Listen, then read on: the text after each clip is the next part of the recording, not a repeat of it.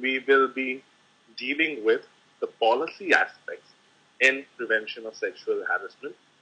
Basically, we will be understanding how to make a most effective policy and what, including policies, are needed to be done by organizations or corporates to have a very safe and conducive working environment for women in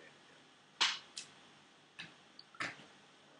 It is important in any policy that one adds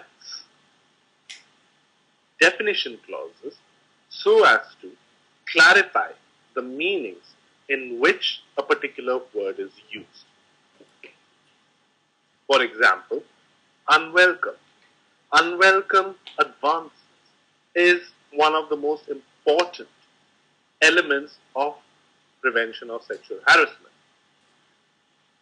The policy will be called into effect only on the happening of an unwelcome event or an unwelcome incident by the victim.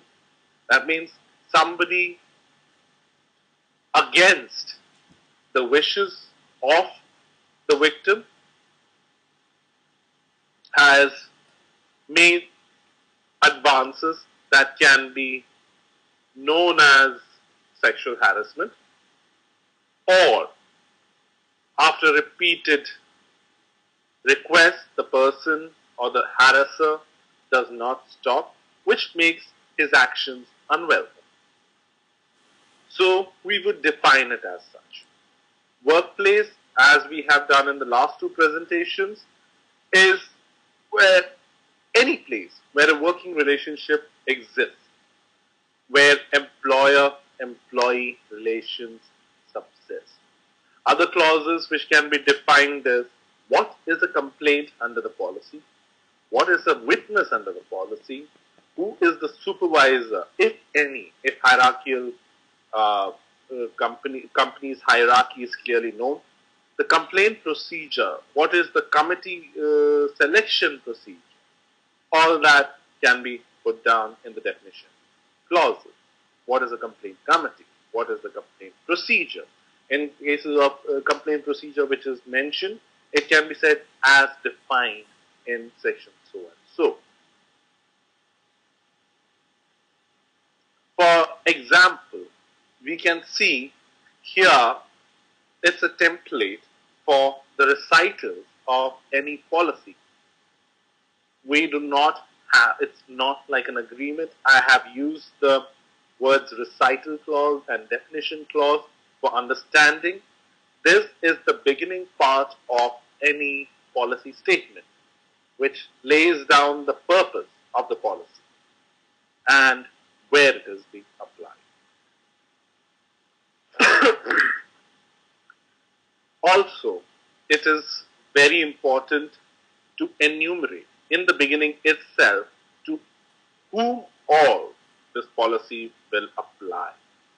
So, if you would see that sexual harassment is not only for prevention of sexual harassment at the place you are working, but also it covers relationships with third parties like vendors and suppliers.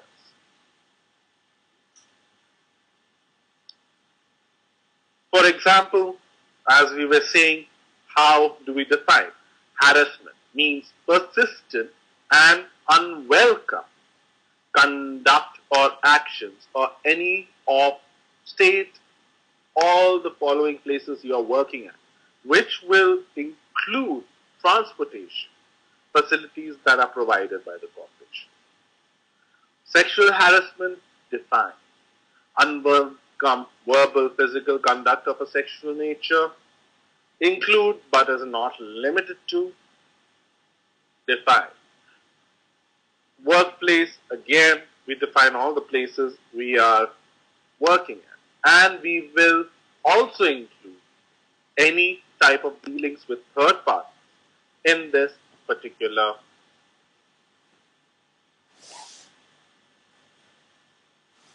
clause.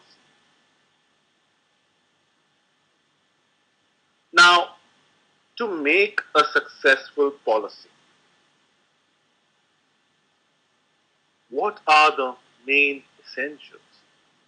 There should be an express, that means a written commitment by the company and an intention to carry out that commitment to prevent sexual harassment and prohibit incidents of sexual harassment from occurring. Therefore, the policy plays an entirely important role in laying down the company attitude towards sexual harassment. The Prevention of Sexual Harassment Act has actually laid down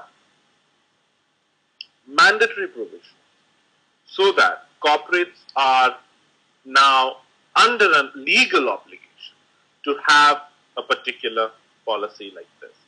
However, when they make a policy, they have to show that they have expressly committed to eradicate and prevent sexual harassment.